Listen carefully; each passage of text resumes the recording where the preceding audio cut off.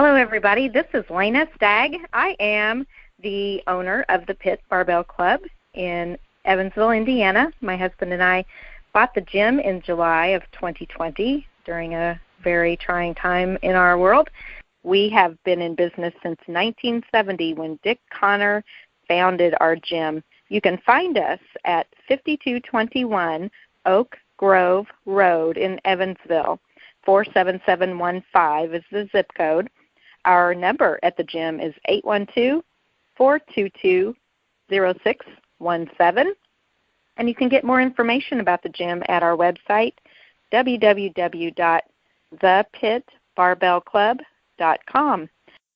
We have the honor of having Dick Connor, founder of the Pit, just prior to 1970 here in Evansville, Indiana. And Dick is still coming into our gym several times a week, and we have the wonderful opportunity to chat with him. And we have a gentleman that reached out to us from Amsterdam, and he is going to be on this recording with Dick Connor and going to ask Dick some questions, some very pointed questions that have to do with his profession, and we think you are going to enjoy this conversation. So, Dick, are you still connected with us? Yes. Terrific. And Ronald, are you there? Yes. Okay, guys. Well, Ronald, why don't you go ahead and introduce yourself, and then go ahead and start your questions for the most honored Dick Connor. Okay. First of all, thank you for having me, of course. I read a lot of Dick's material and Hard Gainer and everywhere, and I got really intrigued in the way he writes. And, in the Netherlands, I coach most of the time people who had injuries or post-injuries or have some problems, maybe pain in their shoulders. And I help them to train in a sensible way that they think they, first of all, they could do, but when they train in a more slow way or a more controlled way, and most of the time they get really less pain and less problems and see that they can rid of these problems. So that's why I always like to talk with people like Dick who have also this kind of thinking, and that's why I reached out, and I think it's really nice that I could talk with him first of all. And so let's start with my first question. I want to say right off, my wife corrected me and said I had to give straight answers. I don't think it's in me to give straight answers. I want to be around the bush a little bit. Yeah. No. So it's a habit. Yeah. No, that's okay. So what I said, if you really listen to what you said, you give answers, you know. And I think you also really, if you really listen to what you said the last time, you also put it in the context. You know what I mean? So I for me it was really clear. So yeah. But if you really listen, you know what I mean? Really listen with. If you really want to hear what you say, I think it was great. So that's my opinion, of course. But I'm always thinking about training and everything, so maybe that's the difference. Well, it's evident that you are extremely interested. It's something that, I call an addiction. There's, I mean, you can. We think of addiction, I think, as something that's always bad, not necessarily so. Good addiction, bad addiction, and the only thing with exercise is, in my opinion, is don't destroy yourself with it. Yes, and that's the most difficult part, I think, for a lot of people. Yes, it's very difficult to not understand, I mean, and I don't know if I could change what I believe. Just because I believe something ain't no sign I can do it. No, but, that's true. Weight training, it's so many different, when you say it to somebody, what does that person think about? I mean, it's certainly not slow training, No, true. As I watch people if I went into all the gyms in this town, yeah, you would see everything going on, but very important to understand that as you age, you have wear and tear on that joint. Yeah. And it's not a happy idea. I mean, I know they can replace all these things nowadays. Yeah, true. But, it's better not to have to do that. So. No. And I have my problems. Of course, at 83, everybody says, well, you're 83. Yeah, but if I'd have done the right thing, I wouldn't have almost all the... Yeah, that's true. Yeah, that's true. And I think that's the most important message that people understand. When they're younger, maybe they can get away with the kind of stuff, but when they get older, they will get it back on their plate. Exactly. So, if you can reach people with the understanding that you can, put yourself in a doctor's office or a nursing home by what you call exercise, if you can understand that and discipline yourself to do the thing that works, which is proper strength training. I believe that there's nothing like it. I don't think swimming.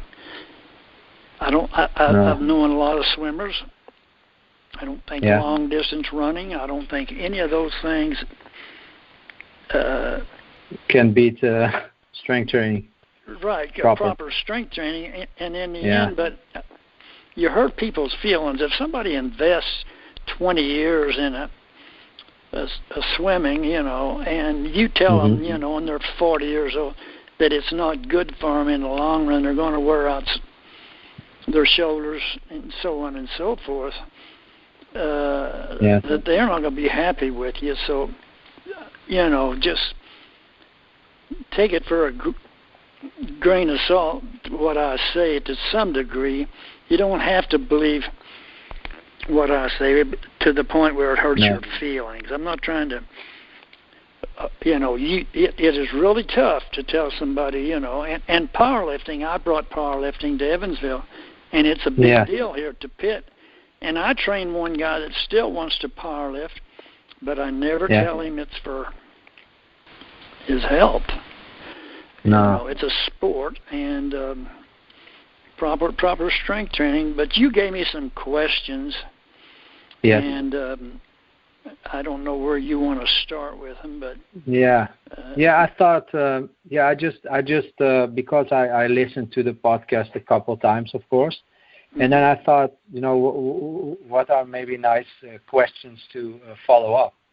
So what I had at the first question, because you started with talking about Arthur Jones, and I think a lot of people who listen, knows about Arthur Jones and Nautilus, and you said, it's really a nice story. So I think, is it nice maybe for you to tell the story? Well, because what your experience are, of course, with what you want to tell. Arthur Jones was, one of the great characters that I ever met in my life. I mean, I was in the military for almost 7 years, and I was in Special Forces, and I was around guys I was stationed in Bad Host, Germany. I don't know how far that is from where you live. Germany is not that far. Yeah, and I was right there on the border. Bad Host is about 30 miles from Munich, but and toward the Bavarian Alps. But I was in that area. I was around those people. But I never met a guy quite like Arthur Jones. I was a police officer for 25 and a half years and met characters there. Yeah. But he was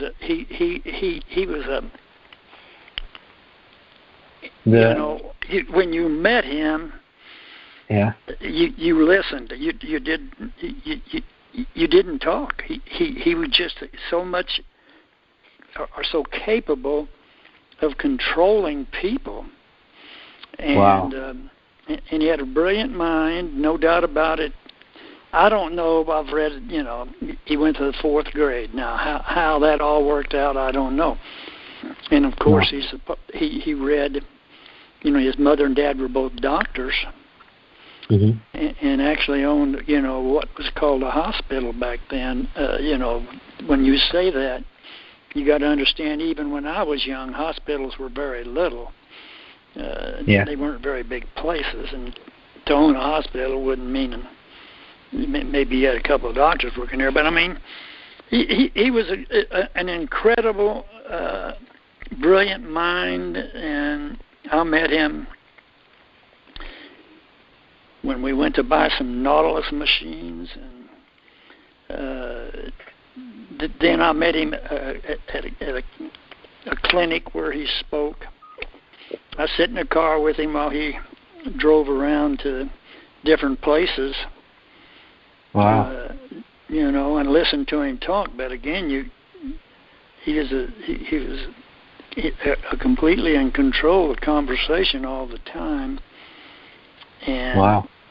And you could tell had a brilliant mind. And of course, as I understand Nautilus, how it got started, he had no intentions of starting such a place. It just happened. Be in the right place at the right time, and so on and so forth. But we went there, me and several other guys. I had no business basically doing what I did, getting into a business. But if its time was right. Weight training was very condemned by everybody in America, and I suppose everywhere else. For what reason, I really didn't know, other than Arthur Jones said it was jealousy.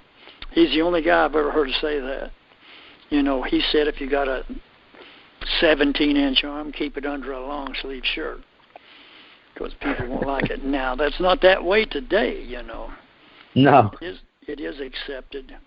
And people want to show off these days. Right.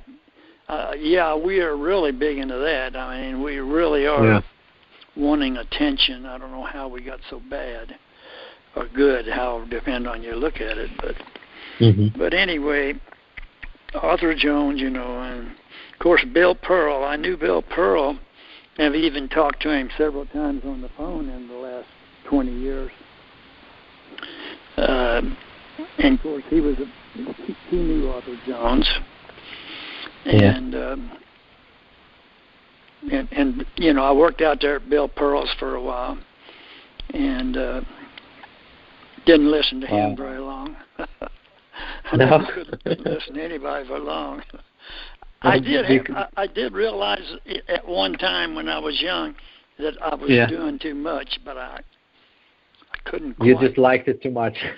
Exactly. I couldn't discipline myself enough, because that's Yeah, you're back. You was a bit far away, but I just let you know if that happened. Okay. But like I said, basically the happiest place for me to be was a gym. Yeah. And if I'd have went in there and done what I believe it works today, you'd take away part of my happiness, Yeah. So that's where most people are at. Some of your questions, you got to understand weight training is addictive, and you got to believe, you got to believe in what you're doing, but. And I think that's really nice that you say that, because I think like food is also addictive, but we need it to live. But too much, it can kill us basically. Right. So, and I think that's with everything, and that's nice that you say it. And we need to understand that really good, because it's always has two sides of a coin, right? Basically. And I think that's wonderful what you write and what you want to tell people. Basically, you want to tell them, like, look what I did, and please, don't go that route. If I'm right. You're right, exactly. And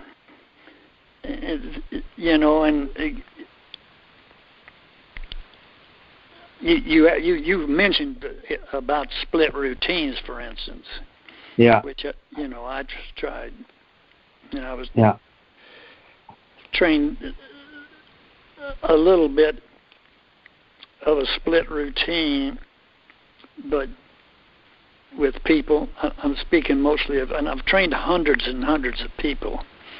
Mm-hmm. So, did I ever believe in a split routine? Thinking that, not really. I don't see why you would want to, except again, you like to be in a gym.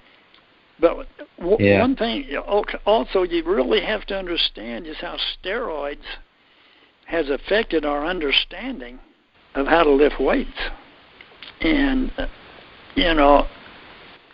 steroids, when steroids become popular and people started using them, it really confused people of how, my goodness, that's the main thing steroids do is, and you can recover from such a workout, and so it confuses people as to how to train. But I don't believe that much in any kind of a split routine. No. You asked the question about the guy that I trained for 30 years. True. Actually, I don't know how 30 got in there, but it's actually 50 plus. Oh, wow. Trained him okay. 50, and he trains about every 12th day, and maybe even longer. And he does, and again, you mentioned on there that ask about 4 exercises. He does about every 12th or even longer. He'll go maybe 2 weeks. Wow. One time he does 6 exercises, and the other time he does 8. So I want to get that straight. It wasn't just 4. Okay. He does 4 compound exercises for his upper body, mm-hmm. and then he does what I believe, if it's done correctly, that you get the most for your money, and that's. I hope I don't mislead anybody, but a slow deadlift immediately, if possible, to a slow leg press. I believe that's the best lower body that you can do. So he does that, but he only does it about once a month. Wow. He just doesn't look forward to it. It's so hard to do. Mm-hmm. And he's reached a place where the weight is heavy. Every time he goes through it, it's a real test. But he wants to gain every time he goes through. He wants to get better. Wow. So you have to put yourself in the right attitude if you want to get better every time, and you've got to let yourself recover. You can come in a gym continually and pump up and True. so on and so forth, but if you put yourself to that kind of a workout, which he does, and I'm going to train a couple of football players, high school football players here pretty soon. They'll show up. One may show up today. And I have high expectations for them in that regard. They will do six maybe 8. If you count the neck, football players have to train their neck. Yeah. But they'll. I have high expectations for them, and it's not a fun thing to go through a workout that makes you like half sick. But yeah. So basically, what you're saying is you just need to train so hard that you need that for of course this person for at least, maybe for the football player shorter, but at least 12 to 14 days, because this person can produce so much force because he trains already for so long, and that's just the time what it takes for him to recover and get stronger. Yes, because and how many energy? He's in his 60s. Now these Wow. high school football players, I'm not gonna let them go that long without training, because they'll recover quicker. Yeah. You know, the age is extremely important in recovery. And when do you feel with the person you train for 50 years? So isn't it interesting to tell how his training evolved during the years, so people get a idea, because you talk now about age, and maybe it's nice to have an idea when this normally shifts? As I understand your question, you're asking at what age I think people get to where they train less. Is that your question? Yes, also, and how the training of this person who you trained for 50 years, how this evolved during their years, his training and how it evolved. Yeah, how it changed. For eventually to come to this 12 to 14 days in every training session.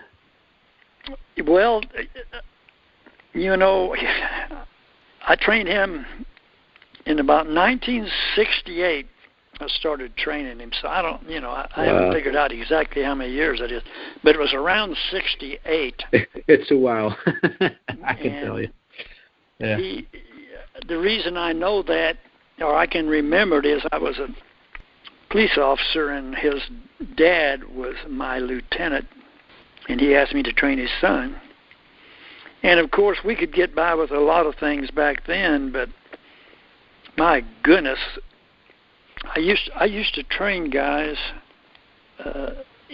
about that time in history with as many as 7 leg exercises. Wow. Being football players, I wanted them to train their legs. But that was twice a week, and it was ridiculous. And it just took a long time for me to believe what probably Perry Rader, in Iron Man. Yeah. Perry Rader, what he believed. The 20 rep breathing squats. Yeah, he's doing 6 sets a week. Way back when. Yeah. I mean, Perry Rader was a great guy from what I can read. I should have went and seen him. I had a chance. I never went, but I just couldn't bring myself to believe that back then. And in my case, I think it would have worked great, because I didn't recover well. And like some people, and very few people, it would have worked for a lot of guys.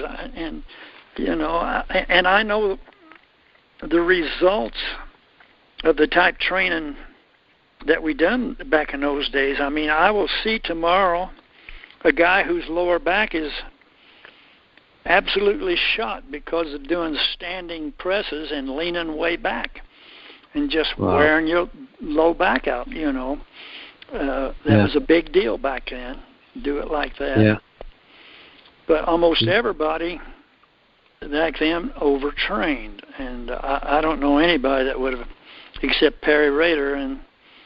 But if I could have done that, and it would have took tremendous discipline, I know I would have gained well on that type of workout. But again, that's pretty hard to believe. I don't know. It's still for a lot of people not hard to believe. Right. I think maybe that never really changed. I think maybe when people get older, and then maybe they see it. I don't know. I don't hear a lot of people who think this way in gyms. No, I don't think. Yeah, I think you're right. And so if I train somebody new, I know they've already got a preconceived idea of how to train. So I've got to work around that to get them to do less and to train harder. You know, I'm always beating on people with you can't sprint very far. You go out there and sprint as hard as you can, you won't go very far. You can walk all day, kind of a workout, but and you know, is it necessary to train to failure? I don't like to say this, but no, it's not necessary. But most people think they train to failure to start off with, so I don't worry about that too much. If I'm training a guy, I'm trying to get the most out of him. I don't trust him that much. I don't think he's really capable of pushing himself that much. You know, to absolute failure. So you know, you just want to get as much out of the guy. Oh, if you know a person in the beginning, do you always, for now, with the knowledge what you have now, let this person do one work set, or then maybe you do 2 work sets because he is basically a beginner? I'm still struggling to understand you. Do you hear me? It ain't you, it's me. Oh.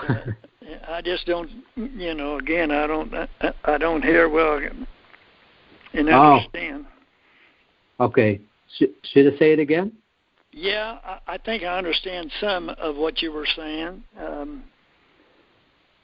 So if a person has problems with training as hard as possible with 1 work set, would you try or let them do 2 work sets? Well, I understand the part where you're talking about the person having a hard time with hard workout, 1 session. No, one work set. So 1 set. Oh yeah.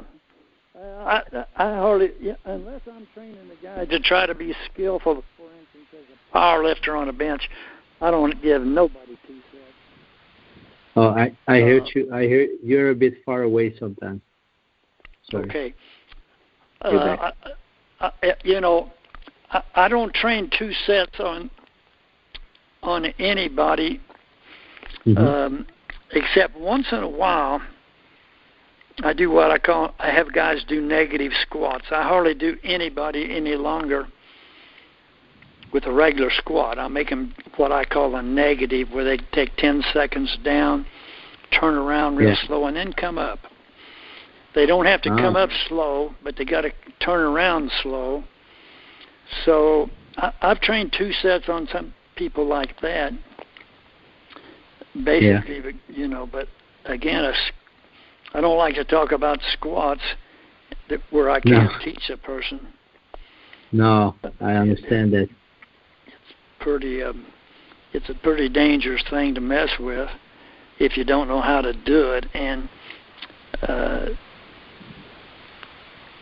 you know, it had I hurt myself so much with the squat. Where now I wouldn't do that. I know how to do it. But again, I would, you know, how do you handle a conversation in a powerlifting gym? This gym really was nationally known at one time, you know, for its powerlifting. And I mean, we traveled thousands of miles to lift weights. Wow. You know, I mean, we'd go That's crazy. Yeah, I mean, we went to Texas, we went to New York, and if you know where that's at, that's a long. We drive all night, and just the whole country. Lift weights. Wow. So that was also addiction. Yeah. And you had fun. Yeah.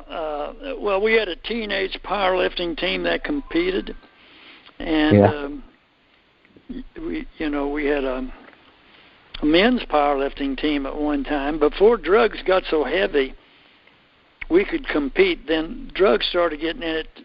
Although now Mike's Stagg, who owns this gym with his wife, does the best job of catching people on steroids I've ever seen. Oh, really? Yeah, he's That's really awesome. good. He keeps a record of lifters. He's the president of that organization. Oh, so he knows like this is going too fast. Yeah, exactly. And I was, and he hurt my feelings because I was training a guy that I thought was really doing good. Till Mike Stagg said, "I want to test you," and he fell apart right in front of me. I had no idea he was on steroids. Oh wow! So that was also not nice for you, I think. Exactly. I mean, it really fooled me. I mean, here's a guy that I thought was too old to be on steroids. I thought he was too well educated. I thought he had too good a job. Everything about the guy said I just wouldn't use him. And it didn't take him long to wreck both of his shoulders to where he had to have surgery. Wow. So, but, you know, that's the last guy that I ever trained that was on steroids.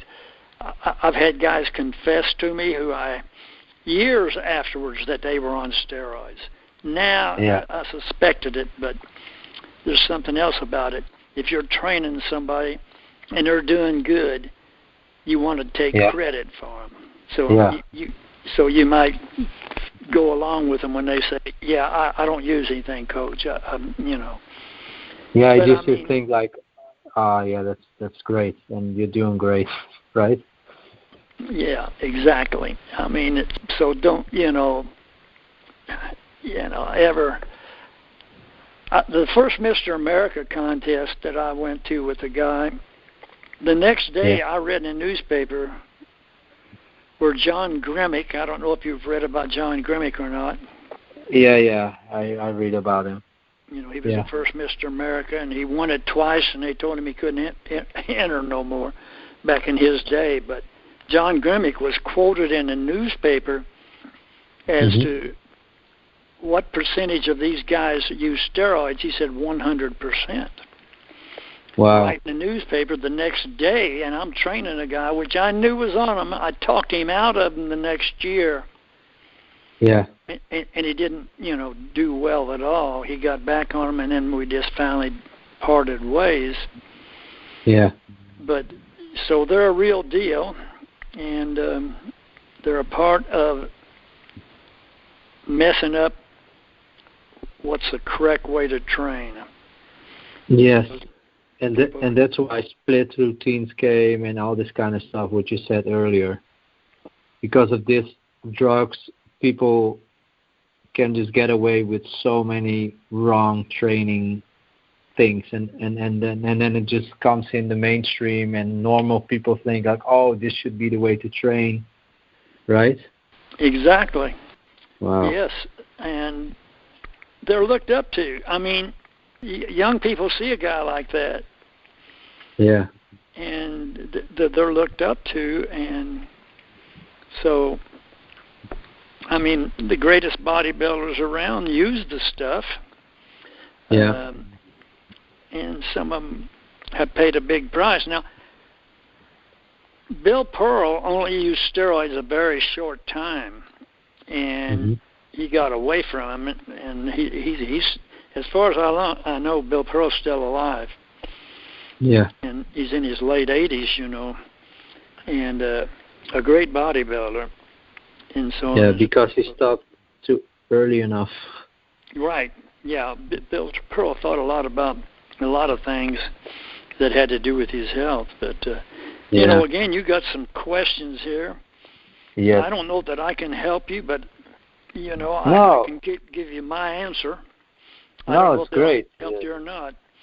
No, everything helps, right? It's just what I always say. Like you just need to learn. If you want to know more, if you want to get better, if you want to help people better, you just need to keep on learning. And I think it's really important to put things in context, the right context, right? So that's why I think you're perfectly saying, I do this because this is what I see, this is what I know, and then people can think, and understand why you're saying stuff, and that's great, I think. And that helps me also in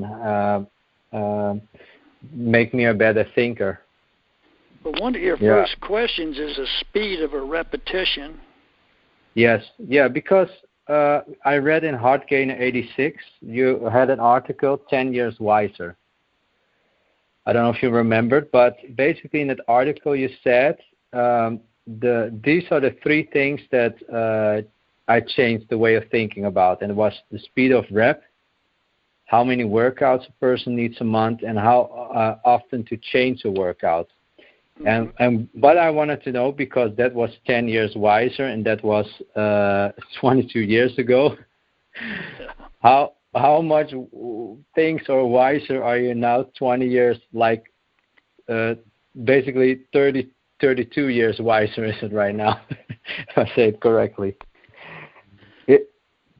Are you still on the same page, or do you want to add some more stuff? And and if you want to, just tell about it. Well, the speed of a repetition, you have to keep the muscle loaded. You don't want to unload and load the muscle all, and so you go too fast. Where you, and I see it in here continually. You want to keep the muscle under load. Ken Hutchins tried to get Arthur Jones. No, you're a bit far away again. Okay. Are you all right now? You're back. Yeah, I heard you said Arthur Jones, and then you were gone. Okay, well, if I was correct. Yeah. Can you hear me now? Yes. I got to keep this thing closer to my mouth. Yeah, keep it there. Maybe just put it there with something so it can't get lost. I just got to remember, but yeah.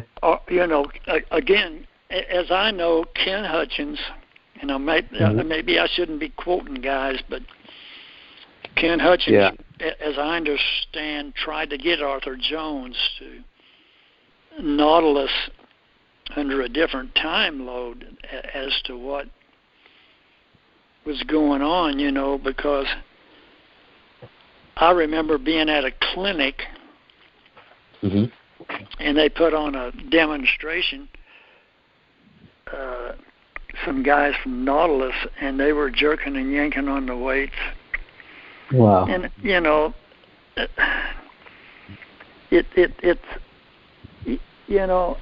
here's my attitude, or here's where I come from.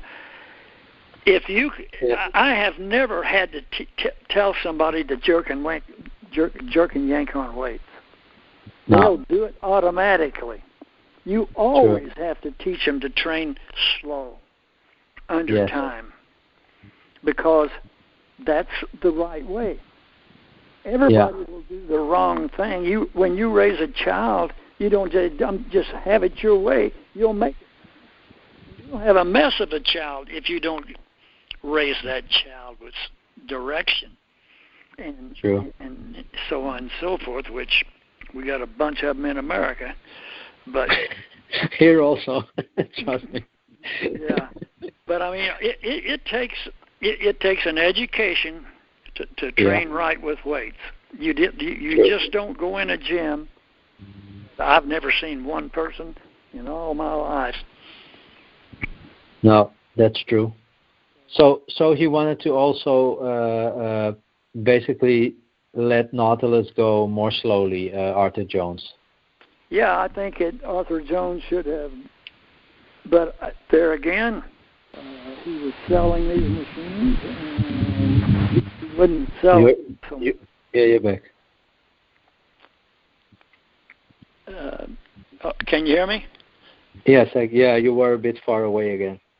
Okay, I think I held my mouth there, but I leaned forward. Okay. Maybe it was too close. maybe you were too close to the phone. No, you're back. You're good. That speed of a repetition, Hutchins said 10 seconds up, 10 seconds down. You're familiar with all that? Yes. To get somebody to do that takes all kind of work. on the trainer because that's hard to do. And of course, the static's harder than ever. Yeah. And that I do believe there's a place for static training. People with bad joints.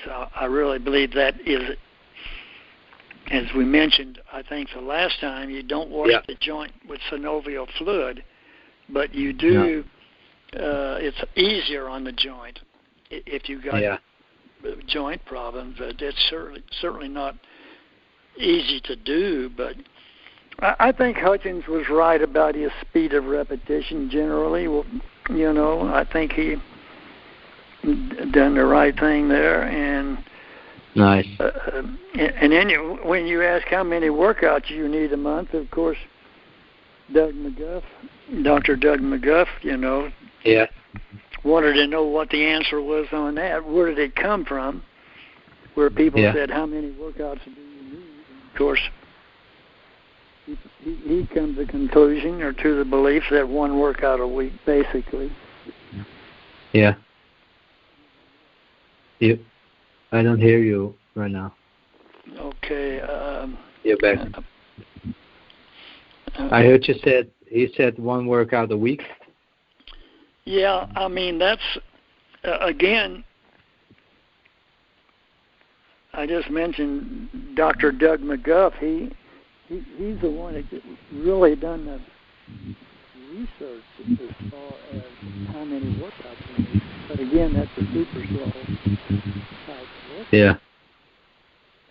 You're a bit far away again. Sorry. I don't know why. Is that better? Yeah, this is perfect. This is perfect. I can't tell. I'm holding it almost as tight as I can. Maybe you squeeze it too hard. No, I think maybe, I don't know. Now I hear you perfect. It's just sometimes, but oh, that's great. Yeah, I just let you know. If it happens, I just let you know. So yeah, what you said, Doug McGuff did research on it. I read about it in that's 12 minutes workout, and Body by Science, of course. Right. And of course, what you said, some people maybe need 2 weeks, and what Arthur Jones said later, some people need 3 maybe. But that's right. I think that is when it's evolving, right? When people get stronger and older, and what age is for you the like a threshold, or how do you say that, like a border from maybe this age you need more recovery? Is that a line, or is that not really for you? Well, I've trained some pretty old people. Yeah. But they won't train as hard. They can't train as hard. So, generally you can, I think, put 1 week in there. If you've got a guy that trains that hard, and you're going to have to train him less. Boils down to that. Yeah. So yeah, exactly. So, but yeah, what you said, if a person can train really hard, then just keep an eye on the log, right? On the logbook, what his progression is. Yeah. I trained one guy who's 72 years old, and he power lifts. Wow. And he also competes in older guy running and track and field stuff. He used to high jump, but he's give that up. Yeah. But he still wants to compete. So I train him twice a week, but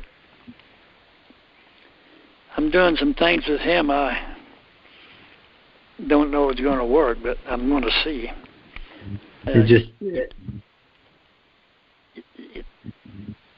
He can't train any kind of repetition thing without losing control of his skill. So he's got to do real low reps where he skillfully does it, as much as he can do skillfully, like a squat, Yeah. So, that's a different kind of training. Yes.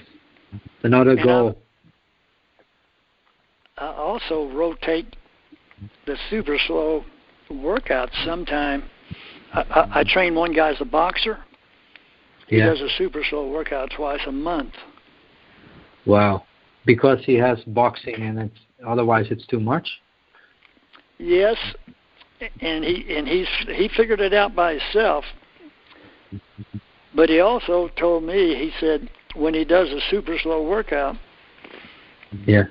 he has a better motor. Okay, really wow. go. Yeah. He figured that out by himself. He says, I can really, he says that I'm in better condition when I do a super slow workout. That's great. So, that's a consideration that most people don't think about if they're young and they come in the gym, But, again, it might sound a little confusing to you, but I throw, a slow workout in along with another type if a guy's a good athlete and he's got to get ready for football or whatever sport he's got to get ready for, and he's got a limited amount of time. Maybe 3 months is all I can train him. Yeah. So I'm going to train him a little bit different than I do a guy that continually trains year-round.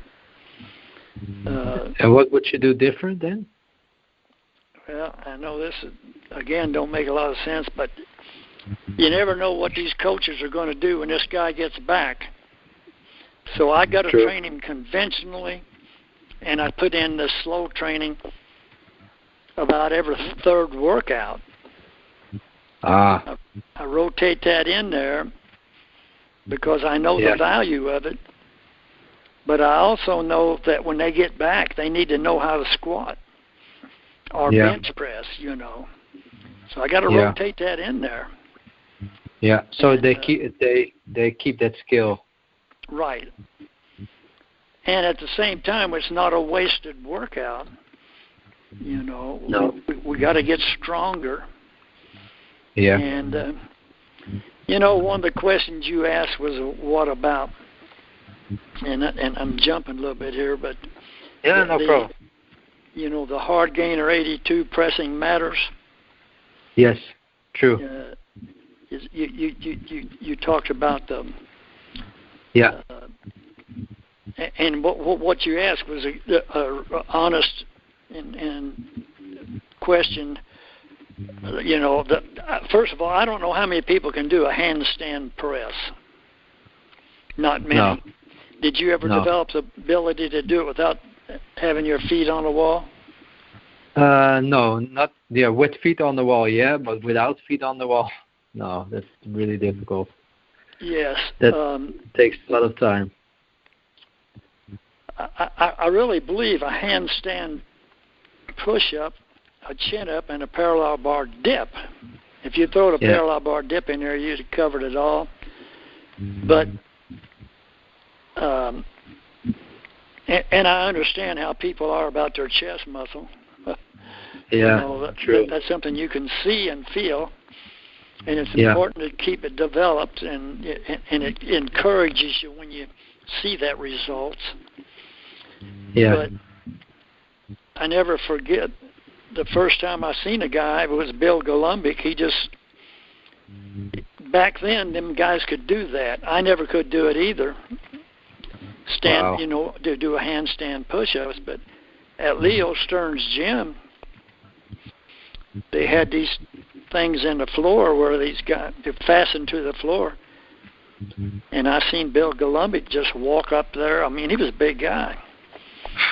Flip up on his hands and start doing push-ups like I could do push-ups on the floor.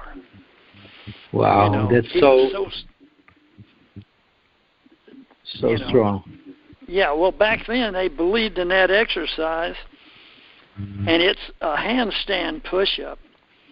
pretty easy on the body. You know, it don't a standing press, if you don't lean backwards and lay on that spine relaxed, that's not good news over the years. Yeah. You know, if you stand straight up and support yourself and do it correctly, you won't handle much weight to start off with, and you'll work your shoulders harder.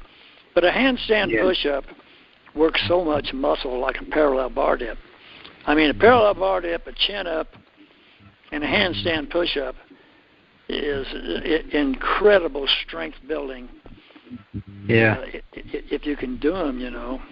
I know you can, and again, though, you got to be careful with the shoulders and don't overstretch when you do a dip. No. If I ever done anything super slow for the upper body, it would be a parallel bar dip if I was a person. Do them slow. Don't try to impress the guys in the gym. How much weight just keep them in control. Right. Absolutely. Super exercise. Yeah. So basically, again, you come back to your 5 core exercises: press, maybe, or handstand push-up, chin-up, dip, box deadlift, and leg press. Right. Everything. You got it. You got everything covered. So is it also what you do with the boxer 2 times a month? Something like that? Or he'll train twice a month. But it was very interesting to me because I wasn't trying to put it in his brain, but he come back with me that type training, he said, made him have more endurance. Wow. You know, and he could box without strength. You know. Yes, and strength too. But boxers are the last guys in the world, it seems like, to catch on to strength training. Yeah, they think they get slow. That's the still a lot of wisdom. Like strength training will make you slower and shorter muscles. It's still you still hear it. Yeah, I know it, and it's. Again, Arthur Jones said it's